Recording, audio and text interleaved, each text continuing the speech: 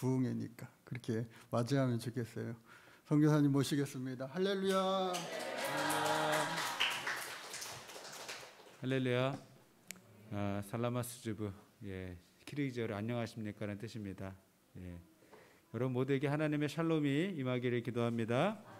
오늘 또 여름성경학교 청소년 수련회 그리고 전교회 말씀 집회까지 성회까지 다 이렇게 종합 세트로 모여진 귀한 날에 하나님 말씀을 이렇게 나누게 돼서 너무 기쁘게 생각합니다. 오늘 드려진 예물을 위해서 함께 기도하겠습니다.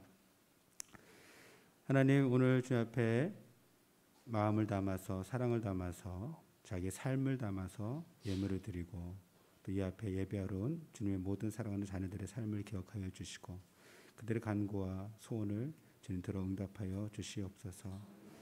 이 예물에 담긴 많은 눈물도 있고 하나님 깊은 삶의 사연이 있습니다. 하나님께서 그것을 세심하게 하나하나 살펴주시고 우리의 모든 아픔과 연약함과 우리의 모든 시련 속에서도 믿음으로 승리하는 것을 보게 하시고 마침내 하나님의 영광을 보게 하여 주시옵소서. 주님께서 이 시간에 성령께서 임재해 주시고 우리 각 사람 가운데 어린아이부터 모든 어르신에게 이르기까지 하나님의 영으로 모두 하나 되고 주의 말씀을 듣게 하옵소서. 종을 통해서 주님 부족한 종의 입술을 통해서 주님의 선하신 말씀을 들려주시고 그 한 말씀을 우리가 듣게 하옵소서. 예수님의 이름으로 기도했습니다. 아멘. 감사합니다. 정확히 1년 만에 왔네요. 저 선교사는 매년 나오는 것 같다 이렇게 생각하시겠습니다. 올해는 저희 딸이 고등학교를 졸업하고 대학에 입학하기 위해서 들어왔습니다. 그리고 저희 어머니께서 올해 2월에 위암 수술을 하셨거든요. 그래서 아버지께서 작년에 이제 뇌경색으로 쓰러지셔서 제가 간병을 했고 저희 큰 누나가 이제 직장을 그만두고 저희 부모님을 간병하고 있습니다. 그래서 저희 큰 누나에게도 좀 힘을 줘야 될 것 같아서 들어왔는데 거의 도움을 못 주고 있는 것 같습니다. 그래서 좀 미안한 마음이 있긴 하지만 다음 주에는 좀 시간을 줘서 저희 누나에게 휴가를 좀 주려고 하고 있습니다. 제 큰 누나는 결혼을 안 하셨어요. 예수님과 결혼했기 때문에. 그래서 어머니 아버지 옆에서 곁에서 이렇게 기도해 주시고 믿음을 나누고 말씀을 함께 나눠서 저희가 얼마나 많은 힘이 되는지 모릅니다. 오늘 특별히 다음 세대 우리 사랑하는 자녀들과 함께 예배드리고 있는데요. 저 옛날 생각이 많이 납니다. 제가 어제 저희 주일학교 때 고등부 총무교사였던 선생님을 만났거든요. 제가 고등학교 1학년 때 막 예수님 만나고 마음이 뜨거울 때 만났던 선생님이신데 그 선생님께서 저희에게 많은 도전을 주셨고 그때 뜨거운 마음을 함께 기도 모임도 갖고 영어 성경 공부도 같이 하고 또 집회도 많이 다니고 제가 여름 수련회 때 너무 은혜를 받아가지고 저희 옛날 모교회가 시장 한가운데 있었거든요. 그래서 그 시장 한가운데 토요일마다 저 혼자 기타 메고 저희 중등부 예배 시작하기 전에 막 찬양하면서 전도했었어요. 얼마나 이렇게 마음이 뜨거웠던지 구원받은 것이 너무 감사해서 이렇게 시장에 다니는 사람들 다 향해서 막 찬양하고 기도 사람들에게 복음을 이렇게 전했는데 그것을 우리 선생님이 보신 거예요.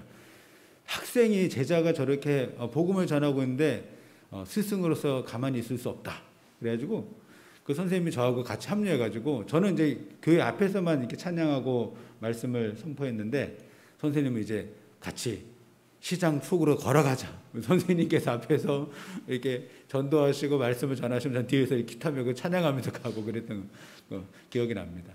그 선생님께서 오랜만에 또 만나서 교제했는데 참 지나가 보면 하나님의 놀라운 은혜가 아닐 수 없습니다.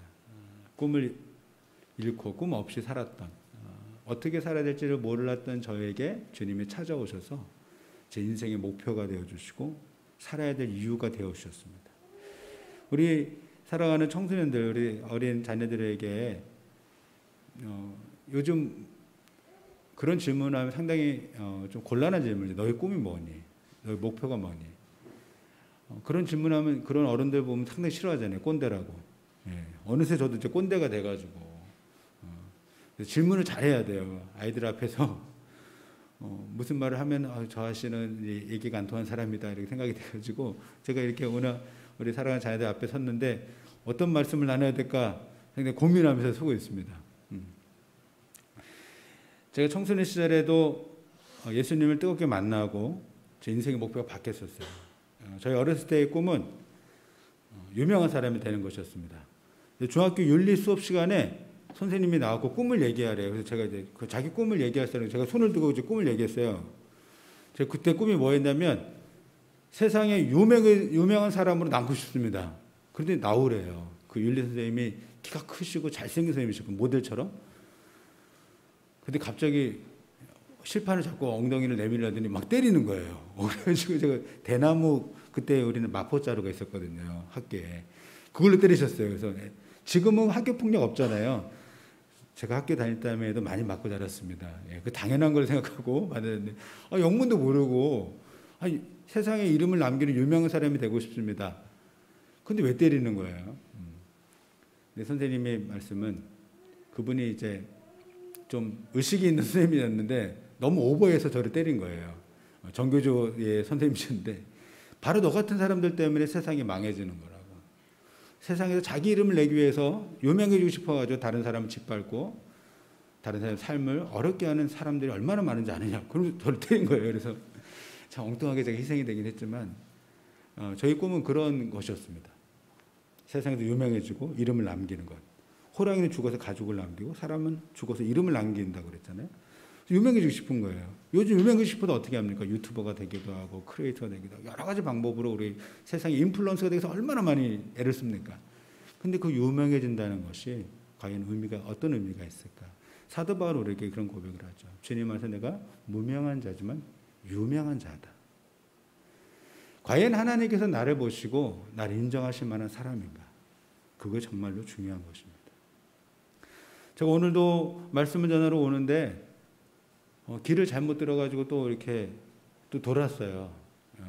이 내비게이션에 대해서 이렇게 아직 익숙하지 못한 부분이 많아가지고 그러다가 이제 저 아내하고 오다가 이제 운전석에서 말다툼이 있었습니다. 어제도 그런 일이 있었거든요. 그러니까 또 두 번 이렇게 반복이 되니까 서로 싸운 거예요. 저는 안 싸울 것 같죠. 선교사님은요. 정가선 목사님 안 싸울 것 같아요? 모르겠어요. 안 싸우실 것 같기도 한데 자주 싸워요. 너무 심하게 싸워요. 우리 애들이 보기에도 우리 엄마 아빠는 맨날 싸워. 그러고 나서는 말씀 전하러 가가지고 하나님의 나라는 의와 희락과 화평입니다. 막 자기네는 잘하세요. 막 이런 얘기를 하는데 연약함이 많아요. 그럼에도 불구하고 이 자리에 설 수 있을까 하는 그런 두려움도 생기고 부족함도 많이 생깁니다. 근데 그럴 때마다 하나님께서 말씀하세요. 주님께서 저를 택하시고 저를 부르신 이유는 내가 어떤 완벽한 조건을 갖추었거나 자격을 갖춘 합당한 사람에서 부른 것이 아니고 하나님의 전적인 은혜가 필요한 죄인이기 때문에 부르신 거예요. 우리 모두 동일합니다. 그럴 때마다 우리 흔들릴 때마다 넘어질 때마다 오늘 집사님께서 정말 은혜로운 기도를 해주셨는데 우리 기억해야 될 것은 우리를 다시 회복시키시 일으키신 하나님의 은혜입니다. 우리는 흔들릴 수밖에 없는 존재예요. 여러분 나침반 아시죠? 나침반. 나침반은 딱 대면 어떻게 되어 있습니까? 성령 좋은 나침반은 남과북을 바로 가리키나요? 지남색이 바로 남과 북을 향해서 바로 고정되는 나침반이 이 세상에 있을까요? 없죠. 그런 나침반 딱 하나 있습니다. 고장난 나침반. 고장난 나침반은 안 움직여요. 하지만 좋은 작동하는 나침반은 남과 북을 가리키기 위해서 흔들리다가 마침내 잡습니다. 우리 신앙도 마찬가지예요. 여러분 우리 이 시대에 얼마나 우리의 마음과 우리의 생각을 흔드는 것이 많이 있습니까? 인터넷에 유튜브를 보면 뉴스를 보면 세상에 우리의 마음과 우리의 하나님을 향한 믿음을 흔들리게 하는 것들이 얼마나 많이 있는지 몰라요. 정말 하나님은 살아계실까? 우리 오늘 찬양했던 예수님의 이름이 정말로 그렇게 과연 위대하시고 능하신 것인가? 우리를 의심하게 만들고 회의하게 만든 것들이 너무나 많이 있습니다. 세상에 예수님보다 더 강해 보이는 것들이 많이 있어요. 거대한 부와 권력을 가진 사람들. 그것이 계속적으로 대대로 가족대로 대물림되는 것 같고 없는 사람들, 약한 사람은 더 계속 약해져가는 같은 이 세상의 불균형과 불공평 속에서 우리 정말 예수님이 강하다고 말할 수 있을까? 내 안에 계신 예수님이 저 세상에 있는 거대한 권력과 부보다 강하다고 말할 수 있을까? 그것을 온전히 체험하고 우리 삶 가운데서 나타내게 하는 것이 믿음입니다. 이것이 믿음의 기적이에요. 우리 믿음의 승리입니다. 우리의 믿음은 우리가 그 거대한 권력에 맞서서 우리가 더 힘센 권력을 가지는 데 있지 아니하고 그것에 현혹되지 않고 그것에 눌리지 않고 그것에 영합하지 않고 예수님의 길을 따라가는, 오늘 기도하신 것처럼 길이 아니면 가지 않고 예수님만을 따라가는 그것이 바로 믿음의 승리인 것입니다. 그 믿음의 승리 속에서 오늘도 우리가 계속 걸어가고 또 주님을 의지했으면 좋겠습니다. 오늘 저희 키르기즈스탄에 있는 저희 교회 공동체 소식을 잠깐 여러분과 함께 나누고 싶습니다. 작년에도 제가 나눴는데요. 올해도 어떤 변화가 있었을까 한번 나누기 원합니다. 저희 중앙아시아의 알프스라고 하는 키르기스탄입니다. 올해 봄에 찍은 사진이에요. 아름답죠? 예, 이 만년설과 푸르른 초원과 들량기 위에 붉은 꽃이 어우러져 장관을 이루고 있습니다. 와보고 싶지 않으세요? 정화선 목사님한테 건의해서 우리 중고등부 비전 트립을 여기로 갈 수 있도록 여러분 준비하세요. 예, 기도하고 오시면 제가 여러분을 잘 안내하겠습니다. 오고 싶죠? 예.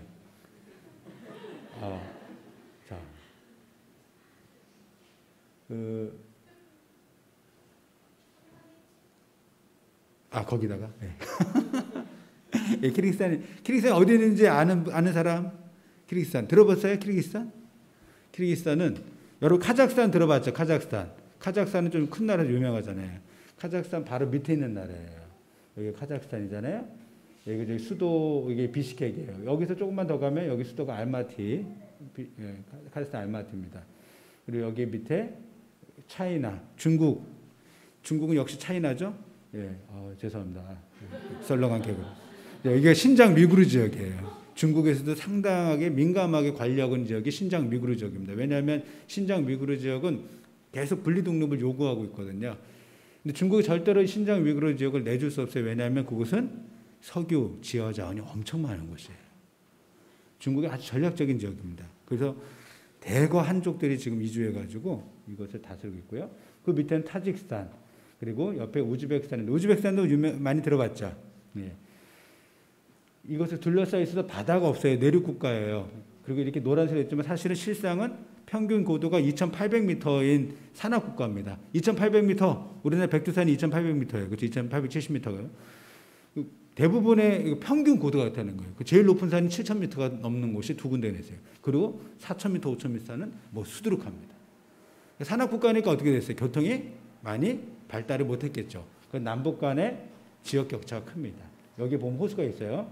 자, 호수를 보면 어떤 모습일까요? 이게 아까 보인 이스크로스의 모습입니다. 여기 보면 만년설하고 이 호수가 오래돼 너무 장관을 이뤄요. 해발 1,800m에 위치한 곳이고요. 최대 수심이 700m가 넘습니다. 그리고 면적은 경상북도만 해요. 거의 바다 수준이에요. 그리고 실제로 이 민물, 담수가 아니고요. 해수예요. 짠물이에요. 신기하죠. 전설에 하면 소금을 내는 맷돌이 빠져가지고 소금물이 됐다 그래요. 어떻게 이 소금물이 된지는 상당히 미스터리입니다. 6월 둘째 주에 저희 단체 컨퍼런스였는데 저희 큰아들이거든요. 오늘 같이 못 왔어요. 수업이 있어가지고 무지개가 이렇게 딱 떴습니다. 비 온 다음에. 되게 멋있죠. 예. 비전 트립 오면 갈 수 있어요. 예. 여기 수영도 하면 재밌어요. 아주. 예. 자, 정원석 목사님 쫄으세요. 자, 여기는 3,000m에 위치한 송쿨 호수라는 곳입니다. 송쿨 호수는 6월 중순부터 8월 중순까지만 올라갈 수 있어요. 날씨가 겨울에는 추워서 못 올라가요. 그 길도 너무 험해가지고 못 올라가거든요. 3,000m에 있는 호수예요. 이 호수도 상당히 크긴 하지만 여기는 여름에 가도 이 유르타가 이 키르기즈 전통 가옥이에요. 몽골의 게르라고 하는 천막. 옛날 유목민들이 이 천막을 치며 살았거든요. 움직여요. 여기 이제 그때도 비가 와가지고 무지개 떴어요. 자, 노을이 질 때 사진. 멋있죠. 그럼 밤하늘은 어떻게 될까? 이런 은하수 본 적 있어요? 이 아브라함이 봤던 별이에요. 그 아브라함이 봤던 별을 보고 싶으면 여기 와야 돼. 근데 저기 그 강원도 가도 요즘 이렇게 많이 안 보이죠. 예. 여기로 오시면 볼 수 있습니다. 예. 여러분을 키르기스탄으로 초대합니다. 예. 제 키르기스탄에는 이렇게 올해, 이것도 올해 봄에 찍은 사진이에요. 예, 이렇게 봄이 있고요, 여름이 있어요. 이게 호수 앞에서 줄다리기 하는 모습이고, 물론 가을도 있습니다. 근데 가을이 좀 짧긴 해요. 가을에 단풍이 아주 곱습니다. 일교차가 심하기 때문에. 예, 그리고 물론 겨울도 있고 겨울이 길어요. 이거 저희 파송계 팀에 와가지고 우리 지체들하고 눈썰매 타는 장면입니다. 겨울에 오면 코스별로, 그다음에 속도에 따라서 여러분이 마음대로 코스를 선택할 수 있어요. 물론 무료예요. 그냥 아무데나 가면 산이니까. 고무튜브만 빌리면 됩니다. 가면 사람들이 알아서 다 준비하고 있어요. 이거 타고 싶죠. 엄청나게 코스가 길어요. 유목민입니다. 키르기스탄인들 전통적으로 말을 잘 타요. 아주 능숙하게 다릅니다. 이거 콕보르라는 전통적인 양 가죽, 염소 가죽 뺏는 게임인데요. 유목민, 세계 유목민 대회가 있는 거 아세요? 세계 유목민 대회를 우리 키르기스탄이 벌써 몇 번이나 주최했습니다. 그리고 여러 나라에서 옵니다. 콕보르도 그 중에 한 경기고, 아주 세계 유네스코 문화유산, 무형문화유산으로 등재되어 있는 게임이에요. 600여 개의 아마추어 리그가 있고요, 16개의 프로리그가 있습니다. 상당히 인기가 많은 경기고요. 저렇게 말을 타면서 막 달리면서 양가죽을 뺏는, 그래서 서로 상대방이 자기 통에 넣는 게임이에요. 서양에는 폴로라는 게임이 있지만 키르기스탄에는 콕보르가 있습니다. 실크로드는 키르기즈는 실크로드의 아주 주요 경로였습니다. 그래서 중국 장을 출발해가지고 키르기스탄 지나서 우즈벡 지나서 아랍을 통해 터키와 노마에까지 갔어요. 그래서 대상들의 주요한 길잡이 역할을 했던 이 브라나 타워라는 곳이 있는데요. 이 브라나 타워는 지금 한 23m만 남아 있습니다. 그러나 원래 높이는 48m까지 12세기에 세워진 거예요. 소고드 상인들에 의해서. 상당히 높죠. 여기서 이제 멀리서 옛날에 고층 건물이 없으니까 멀리서부터 이 탑을 보고 이제 중간 정도 왔구나라고 생각하는 길잡이 역할을 했습니다. 이 실크로드에 따라서 무역 경로가 됐지만 사실은 이곳을 통해서 누가 지나갔냐면 네스토리안들이 벌써 5, 6세기에 복음을 들고 이 키르기스탄에 왔습니다. 네스토리안 경교라고 들어봤죠? 경교가 네스토리안 어떤 분파입니다. 네스토리안 성도들은 사실은 우리 정통 기독교에서는 옛날에는 이제 이단으로 정제됐지만 사실은 이단의 요소가 아니고 최근에 와서는 네스토리안이 재평가되고 있습니다. 네스토리안들만큼 선교적 열정을 가진 그런 성도들이 없었어요. 네스토리안들이 복음을 들고 계속적으로 카프카스 산맥과 중앙아시아 초원의 길을 다녀서 어디까지 갔냐면 당나라에까지 갔습니다.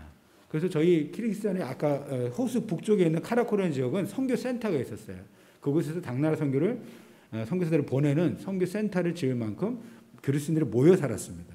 그래서 그 당나라 서원을 거쳐 당나라에 서원에 간 적이 있었는데 거기 그때 세워진 교회가 있어요. 중국식으로 세워진 교회가 있고 그걸 통해서 우리나라 신라와 가야계까지 복음이 전해졌습니다.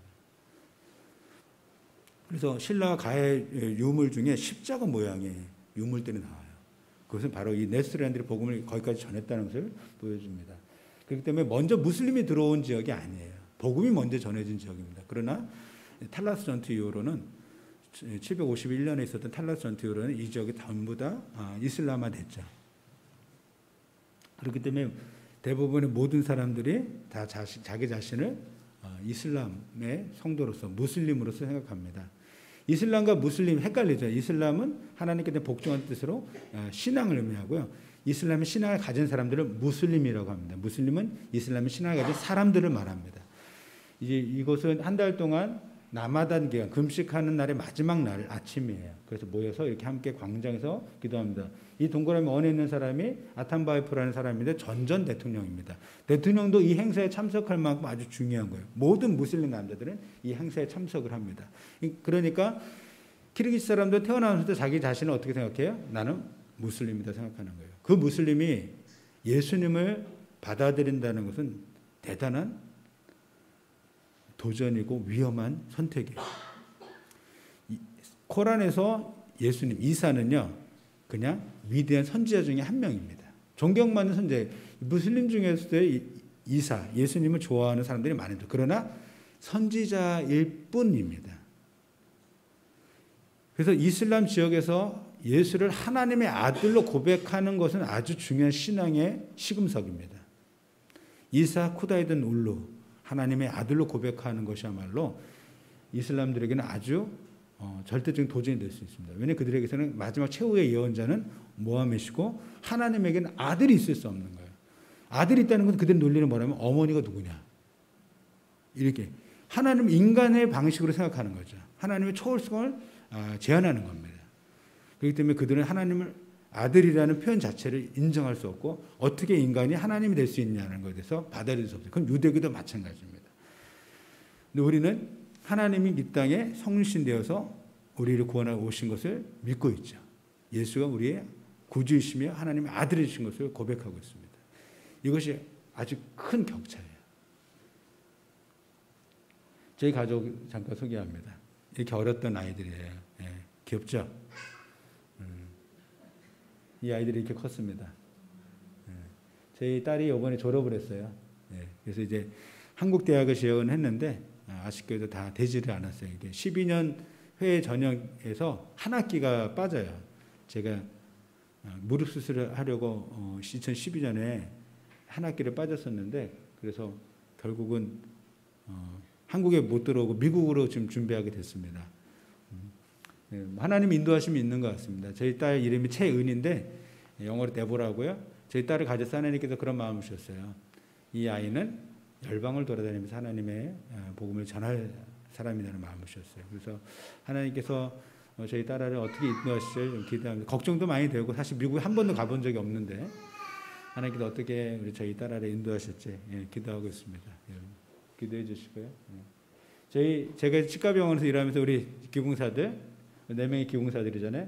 여기 빨간 옷 입은 형제 우리 미라데이라는 우리 기공실장입니다.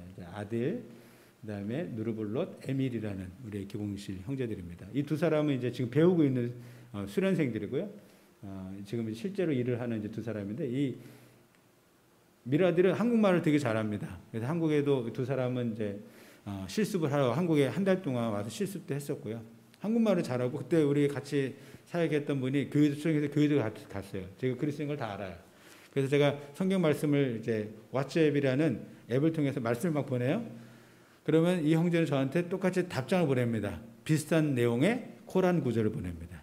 그래서 서로 이렇게 응답을 하는 거죠. 그래서 이 형제도 지금 저희 이 4명을 위해서 제가 매일 아침마다 기도하고 있습니다. 작년 이제 크리스마스 때 선물을 전했을 때 사진이고요. 그리고 저희 교회 공동체 청년 공동체입니다. 저희 집에 이제 매주 금요일에 모여서 함께 식사하면서 교제하고 또 찬양하고 한 주간에 있었던 일을 나누고 기도 제목, 감사 제목을 나누고 그러면서 믿지 않는 친구들을 초대합니다. 이슬람에게 있어서는 무슬림들에게 이 가족 안으로 손님을 초대하는 것이 아주 중요한 덕목이에요.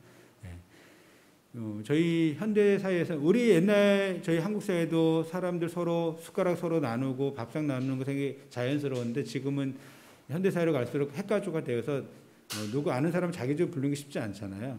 근데 이슬람에게는 가족을 초대하는 것이 아주 손님을 초대하는 것, 집을 초대하는 아주 중요한 하나의 덕목입니다. 그래서 믿지 않는 친구들도 믿지 않는 가족과 친척들도 가족 모임에는 오기가 훨씬 수월해요. 교회 간다는 건 상상도 못한 일이죠. 교회 문턱이 높습니다. 그런데 집으로 초대하는 건 괜찮아요. 그래서 저희가 집으로 가정교회 목장 모임에 초대해서 함께 복음을 서서히 나눕니다. 근데 아무나 초대하면 안 되겠죠. 정말 관계가 형성되지 않은 사람을 불렀다가 낭패를 당할 수도 있습니다. 왜냐하면 종교법에 의하면 등록되지 않은 종교시설에서 종교적 모임을 하는 것은 추방의 요인이 되고 재산을 모두 몰수할 수 있는 근거까지도 됩니다. 그래서 우리 이웃들하고도 관계를 잘 유지해야 돼요. 제가 찬양할 때 저희 옆집하고 이 벽이 너무 얇은 걸 몰랐어요. 근데 잘 들리더라고요, 보니까. 저희가 이렇게 찬양할 때 그 옆에 다 들리는 거예요.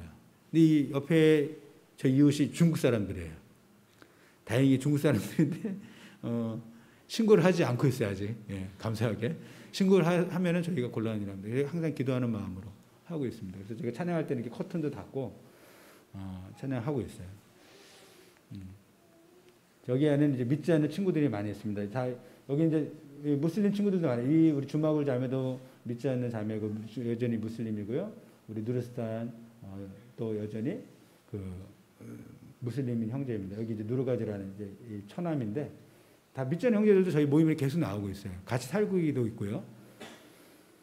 작년 성탄절 때 제가 함께 축하하는 식사를 같이 했을 텐데 계속 이렇게 모여서 교제하면서 복음을 서서히 나눕니다. 저희가 그리스도인 걸 다 알아요. 함께 말씀 나누기 찬양도 하니까요.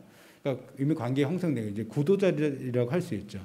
계속 그래서 이런 시간을 통해서 말씀을 전하면 저희가 경험해 보니까 구도자들이 예수님께 돌아오는데 보통 평균 4, 5년이 걸려요.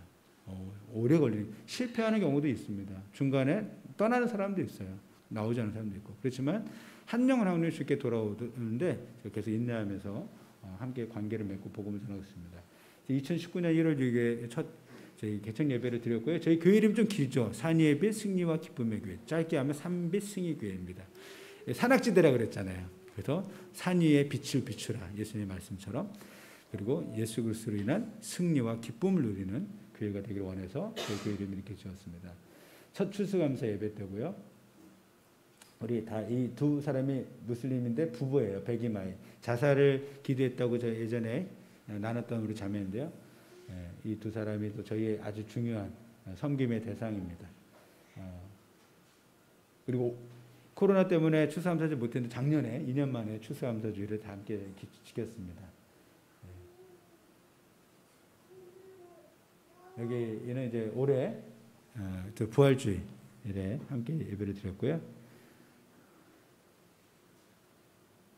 이 세 사람이 한 가족입니다. 우리 아이누라 굴루라 저희 교회의 첫 번째 세례자들이거든요. 제가 목사 안수 받고 첫 번째 세례를 제가 집례한 또 역사적인 사람들입니다. 그리고 그 남동생 이게 첫째, 둘째, 셋째예요. 야탄타이라는데 먼저 아이누라 첫째가 예수님을 만났어요. 그리고 나서 동생들에게 복음을 전하고 또 저희 공동체로 이렇게 초대를 했습니다. 그러니까 이슬람 지역에서는요 관계를 통해서 복음을 전하게 되어 있어요. 노방전도나 이렇게 알지 못한 사람이 직접적인 전도를 통해서 예수를 믿는 경우는 거의 없습니다. 그것은 초자연적 역사가 아니고서는 힘든데 주로 관계를 오랜 시간을 통해서 관계를 맺고 가족과 친척을 통해서 예수님의 복음을 전하게 됩니다. 그래서 그것을 저는 줄줄이 햄이라고 생각합니다. 줄줄이 햄 알죠? 하나 잡으면 계속 따라오잖아요. 그러니까 한 영혼이 제자를 세워주면 그 가족과 친척과 친구들이 예수님께 나오는 통로가 됩니다. 그리고 이제 이렇게 지금 아까 부부라 그랬죠? 근데 남편이 부활주일인데 불구하고 일을 하러 갔어요. 뭐 노동 일을 하기 때문에 휴일에도 쉬지 않아서 좀 아쉽게도 일을 하러 갔는데 우리 백이마이와 그 남동생입니다. 누르가지. 이 남동생은 지금 한국 사장님 운영하는 베이커리 커피숍에서 제빵사로 일을 하고 있습니다. 맨 처음에 제빵 일을 이제 배울 때 제가 소개를 시켜주고 이곳에 일을 하면 좋겠다. 무슬림이긴 하지만 우리 형제 되게 성실해요. 시골에서 온 순박한 청년입니다. 순박한 청년이 열심히 일을 했고 지금은 이 형제가 없으면 빵을 못 구워요. 그래서 아주 중요한 일을 하고 있고 계속 저희와 함께 저희 공동체에서 살면서 아침마다 저하고 말씀을 나눕니다. 키르기즈, 러시아를 잘 못해요. 지방에서 올라왔기 때문에. 키르기즈 성경으로 이 형제가 읽고 제가 사실은 키르기즈 잘 몰라요. 러시아어만 잘하기 때문에 키르기즈가 제가 짧기 때문에 이 키르기즈 형제를 읽히게 하고 전 러시아로 설명해주고 함께 기도합니다. 그래서 좀 키르기즈를 더 공부해야 되는데 쉽지가 않네요. 그 백이마이 부부가 작년에 아이를 낳고 나서 산후우울증이 심하게 와서 고향으로 내려갔어요. 그래서 고향에 가는데 저희 수도에서 이 고향 악타시라는 여기 우즈벡이거든요. 우즈벡 국경지이고 여기 다 산악이에요. 여기를 신방을 작년 10월 14일에 떠났습니다. 2박 3일의 여정으로 2박 3일에 저희 아내와 제가 처음 가는 길이에요. 차를 끌고 갔기 때문에 여기가 보이지만 이 산들이 첫 번째 3,500m, 여기 3,000m, 뭐 여기 2,800m 산이 다 넘어야 돼요. 그러니까 쉬운 길이 아니에요. 그래서 사실은 유서를 쓰고 왔어야 되나 하는 생각도 들 정도로 초행길이었기 때문에 너무 어려웠습니다. 그래서 중간에 너무 힘들어가지고 이 중간 딱따구리라는 도시에서 하루 잤어요. 하루 자고 그 다음날 떠났는데요. 작년에 산후우울증으로 저희 사라가 이렇게 거의 영양 상태가 불량하고 건강이 아주 안 좋은 상태까지 갔었어요. 부모님이 여러 분 낳고 나서 산후우울증을 다 이겨내신 거야. 얼마나 훌륭하냐. 그러니까 어머니 아버지께 잘해야 돼. 특별히 어머니께 잘해야 됩니다. 예.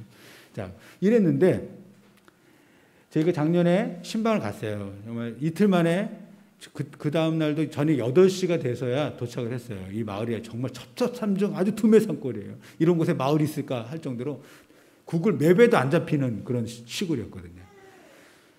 갔는데 도착해가지고 저희가 유모차랑 여러 가지 선물을 가서 나누고 사라를 봤는데요. 아주 건강하게 잘 컸습니다. 이게 제가 안고 있는 거거든요. 저를 보고 잘 웃어요. 이게 뱃속에 있을 때 제 목소리 기억하나 봐요. 너무너무 기분이 좋더라고요. 그래서 이틀간의 그 여행의 모든 두려움들, 고단함들이 싹 씻겨나가고 그 안에 얼마나 제 아내와 저의 마음 가운데 기쁨이 충만한지 모릅니다.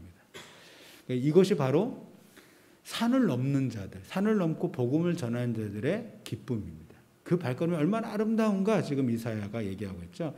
이사야 선자는 바로 이사야 52장부터 시작되는 예수 그리스도의 메시아에 대한 예언을 얘기하고 있습니다. 곧바로 53장에 고난받는 종 예수님에 대해서 아주 정확하게 예언하고 있는데요. 이 기쁜 소식을 전하는 그 아름다운 발걸음에 대해서 우리에게 얘기해 주고 있습니다. 이 누르가지가 그때 이제 고향에 있을 텐데 이게 전 가족입니다. 이게 어머니, 아버지, 이게 둘째 남동생 부부 그때 막 결혼해요. 저희 뭐 상다리가 부러지게 융숭하게 이제 준비를 해놨죠. 그래가지고 즐거운 교제 시간 나누고 그 다음날 바로 새벽에 또 떠났어요. 왜냐하면 다음날 주일이었기 때문에 주일 예배를 지켜야 돼서 짧게 만났지만 아주 뜨거운 만남이었습니다. 저희 작년 부활절 세례 받던 우리 아이누라 굴루라인데요. 올해 굴루라가 제 아이누라가 결혼을 했습니다. 6월 3일에 결혼했어요. 저희 공동체의 결혼은 아주 중요한 사건이고 경사스러운 일이에요. 왜냐하면 많은 믿는 자매들이 결혼하고 나면 신앙을 잃어버려요. 우리 옛날에 우리 어르신 목사님들도 그런 얘기 하거든요. 처녀적 믿음하고 결혼하는 믿음이 다르다고 그런 얘기를 했는데 특별히 저희 크리스찬에서는 믿는 형제들이 너무 적다 보니까 대부분 이제 무슬림들하고 결혼을 하게 됩니다. 그럼 결혼을 하게 되면 거의 신앙을 잃어버리게 돼요. 그래서 우리 멜디아르는 믿음의 형제에서 정말로 믿음의 가정을 이룬 것은 아주 큰 기쁨이 아닐 수가 없습니다. 그래서 저희 교회에서 함께 결혼 예배를 드렸어요. 왜냐하면 아이누라의 가정이 아직 다 무슬림이기 때문에 부모님들을 모시고 기독교식으로 예배 드릴 수가 없어요. 결혼 예배를 할 수가 없어요. 왜냐하면 다 무슬림들이기 때문에. 그리고 자기 자신도 그렇고 사이인 남편의 믿음도 지금 다 숨기고 있어요. 얘기를 못하고 있습니다. 두려움 때문에. 얘기할 수가 없어요. 그래서 나중에 자기들의 삶을 통해서 아주 두 부부가 믿음 안에서 서로 화목하게 사는 모습을 통해서 복음을 전할 수 있기를 제가 기도하고 있습니다. 이 형제가 손재주가 참 좋아요. 이 축하 화관을 자기 손으로 나무로 다 제작을 했어요. 이 네온사인도. 참 귀한 형제입니다. 그래서 그때 가족이 다 왔고요. 우리 형제의 어머니, 엄마시고 엄마도 믿음이 참 좋으세요. 엄마가 일찍 혼자 되셨거든요. 혼자서 두 아들을 믿음으로 잘 양육하셨습니다. 그래서 이게 남동생이고 이게 형인데 믿음을 잘 키워서 우리 며느리를 너무 이뻐하세요. 너무 감사한 일이고 이제 한 부부가 있습니다. 이 아자마 아이카 부부는 저희 공동체 공식 1호 커플입니다. 저희 공동체 안에서 만난 커플들이에요. 작년에 결혼했고요. 이 두 사람이 사는 데 있어서 믿음이 결혼 전에는 저희 부부의 근심거리였고 아픔이었습니다. 그러나 결혼하고 나서 이 형제가 2년 동안 모스크바에서 열심히 결혼 자금을 준비하면서 일했는데 그때 하나님을 새롭게 만났어요. 그리고 믿음이 아주 새로워져요. 간증이 있어요. 죽을 뻔한 위기 속에서 하나님을 만난 새로운 간증이 있어서 이 형제와 우리 아이가가 믿음이 이렇게 깊이 성숙해 가고 있습니다. 그래서 저희 부부에게 귀한 위로가 되고 힘이 되는 그런 부부예요. 그래서 이 부부가 사는 아파트가 너무 열악한데 임대비는 비싼 거예요. 월급의 반 정도가 나가는 거야. 월급이 많지 않으니까 임대비는 비싸고 너무 안타까워서 청년 부부가 자립할 수 있는 기반을 마련하면 좋겠다. 그래서 저희 공동체를 다시 불러들였어요. 아니 결혼한 사람들이 결혼하지 않은 싱글들하고 사는 게 좀 쉽지 않거든요. 왜냐하면 사생활이 잘 보호가 안 되니까. 부부 싸움도 할 수가 있잖아요. 사람들이 이 시선 때문에 쉽게 이게 마음 놓고 싸울 수가 없어요. 예, 그런 것도 있고 또 여러 가지 어려움이 있는데 두 부부가 아주 흔쾌히 기쁨으로 오겠다고 그랬어요. 그래가지고 이게 이제 베기마이와 누르스탄 우리 아까 사라의 엄마 아빠가 고향에 내려가기 전까지 이 방에서 지냈어요. 근데 신혼부부를 부르는데 이렇게 부를 수가 없겠더라고요. 이 사랑스러운 두 부부를 위해서 마음에 감동을 주셔서 좀 잘 준비를 해줘야겠다. 그래가지고 이렇게 바꿨습니다. 예쁘죠? 예.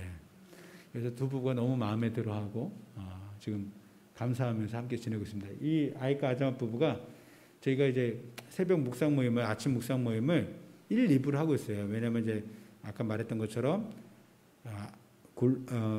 저희 누르가지와 누르스탄 베기마이 이 고향에서 시골에서 올라온 사람들이 러시아를 잘 몰라요. 그래서 키르기즈어로 먼저 묵상 모임을 하거든요. 근데 이 부부가 함께 참석해서 키르기즈어로 함께 도와주고 자기네 말씀도 나누고 제가 말한 것도 통역도 해줘요. 저한테 얼마나 큰 힘이 돼요. 네, 귀한 부부입니다. 그래서 기도해 주시고 이제 이 아이카의 가족이 언니가 셋이 있고 오빠가 한 명 있어요. 근데 그 오빠가 유일한 오빠가 이제 울란인데 이 울란이 가족이 여기 큰 아들, 둘째 아들 이게 이제 아내고요. 근데 막내 아들이 그때 없었어요. 첫 번째 신발 갔을 때 이 울란이 알코올 중독자예요. 사실 이제 그 아이카의 아버지도 알코올 중독으로 일찍 돌아가셨거든요. 그러니까 아버지에 대한 상처도 깊고 그러니까 그 알코올 중독 그대로 아버지의 것을 그대로 이렇게 학습하여서 그 상처가 그대로 우리 울란에게도 그대로 왔어요. 울란이 상당히 점잖고 얌전한 사람이에요. 성격이 참 온순한데 술만 마시면 그렇게 아내를 때리고 애들을 때려가지고 이 자리빠가 가방을 싸고 집을 여러 번 나갔었습니다. 애들을 데리고 아니면 애들을 그냥 팽개치고 내가. 근데 저희가 이 울란을 위해서 저희가 한 10년 가까이 기도했었어요. 근데 기적적으로 정말 이 형제가 아직 예수님을 만나지 않거든요. 예수님을 영접하지 않았는데 이 술을 마시는 횟수가 많이 줄었어요. 정말 놀랍더라고요. 하나 그렇게 응답하시면. 최근에도 술을 마시고 직장을 잃었어요. 이 형제를 위해서, 이 가정을 위해서 우리가 신방을 가기 시작했습니다. 계속 기도하면서 아이카 부부하고 함께 신방을 갔는데 첫 번째 신방이었고 두 번째 신방 때였습니다. 이때는 제가 말을 미리 하지 않고 신방을 가요. 왜냐하면 미리 알리면 없는 살림에 자꾸 뭘 준비를 해요. 그럼 너무 미안하고 그래서 제가 이렇게 전격적으로 알리지 않고 하다니까 그때 이제 아내가 없었어요. 근데 세 아들이 다 모였습니다. 아주 귀엽죠. 얘가 첫째가 아니에요. 둘째, 얘가 첫째예요. 예. 어렸을 때 잘 못 먹어가지고 키가 좀 발육 상태 좋지 않습니다. 그때 제가 축구공 선물했거든요. 축구공 선물해가지고 같이 축구를 하면서 아빠 같이. 아빠가 맨날 술만 마시고 막 이렇게 아이들 때리는 모습만 보여주다가 같이 축구하고 열심히 이렇게 놀아주는 모습 보니까 너무 좋더라고요. 아이들도 너무 아빠가 그런 모습이 좋은 거예요. 그래서 저희가 참 기뻤습니다. 세 번째 이제 신방을 갔었는데 그때는 우리 둘째가 없었어요. 한 명씩 꼭 없어. 근데 이제 이 첫째가 아자시라는 이름인데 아자시 그림을 잘 그려요. 그림 그리는 걸 좋아해요. 그래가지고 그때 물감, 팔레트, 크레파스, 스케치북 다 사가지고 선물해준 너무 좋아하더라고요. 그래서 즉석으로 거기서 강아지 그림을 그려갖고 저한테 보여줄 정도로. 이 가정에서 계속 저희가 신방하고 교제하고 기도하고 있습니다. 이 가정 예수님께 돌아가도록. 우리 울라는요 마음 많이 열려 있어요. 자립바도 그렇고 마음이 가난하죠. 예, 직장도 지금 찾지 못하는데 우리 자립바가 미싱을 하면서 지금 겨우 생계를 유지하고 있어요. 이렇게 재봉하면서. 이 가정 여러분 기억하면서 기도해 주십시오. 이걸 제가 계속 잘 섬겨서 예수님께 나오도록 그 모든 상처에서 헤어나올 수 있도록 기도해 주시고 저희 현지 사역자인 블라디기 이번에 신학교 졸업했습니다. 저 빨간색 졸업장은 우등상장이에요. 공부를 잘했다는 겁니다. 그래서 이제 세족식을 했는데 우리 형제가 예수님의 발을 예수님께서 제자의 발을 씻겨준 것처럼 다른 사람들의 발을 씻겨주는 좋은 섬기는 자가 될 수 있도록 기도해 주시고요. 제가 품고 있는 저희 교회 전도 대상자들입니다. 아까 계속 말했던 것처럼 우리 이 두 부부는 아이카의 바로 위 누나예요. 이 굴자는 저희 공동체에 5년 넘게 있었습니다. 결혼하고 나서 신앙을 잃어버렸어요. 전형적인 예라고 할 수 있습니다. 그래서 이 부부를 위해서 계속 기도. 이 부부는 저하고 되게 많이 친해요. 이 카낫은 무슬림 중국계 키르기즈이거든요. 예, 중국의 지금 카스카스에서 넘어온 사람이에요. 저를 이렇게 상당히 많이 잘 섬깁니다. 열려 있어요. 그래서 계속 이 부부를 위해서 저희가 기도하고 있고, 주막을 이 자매를 위해서 기도하고 있습니다. 이 주막을 저희 목적 모임 사진에 아까 봤던 것처럼 계속 목적 모임이 나요. 무슬림에도 불구하고 이 자매는 한쪽 손이 좀 소아마비로 인해서 마비가 돼 있어요. 그것에 컴플렉스 심해요. 그래서 자살 시도도 많이 했었고 그런 자매인데 제가 계속 품고 있습니다. 이제 바르하시는 형제는 저희 아내의 러시아어 선생님의 아들입니다. 아버지가 아프간 사람이에요. 근데 상처가 많은 것 같아요. 아버지 얘기를 한 번도 제가 물어볼 수는 없었는데, 근데 이 형제가 지금 모스크바에서 국비 장학생으로 공부하고 있습니다. 이 형제하고 계속 관계를 맺고 있고, 우리 알뜨나이 저희가 품고 있는 자매인데, 이 알뜨나이는 몰도바에서 신학교를 졸업할 만큼 믿음이 있었던 자매인데 지금 결혼 이후에도 이 자매도 믿음을 잃어버렸어요. 그래서 제가 계속 품고 기도하고 있고, 이 또 한 가족, 우리 울란의 가족 아딜렛 아루뚜르입니다. 그 영혼들을 위해서 제가 계속 품고 기도하고 있습니다. 저희 선배 승유교회 성도들 위해서 기도해 주시고, 작은 공동체지만 한 영혼이 천하보다 귀하잖아요. 그 한 사람 한 사람이 그리스도 예수 안에 잘 세워주고, 저의 기쁨은 이제 14년째 제가 이제 선교사의 삶을 살고 있는데요.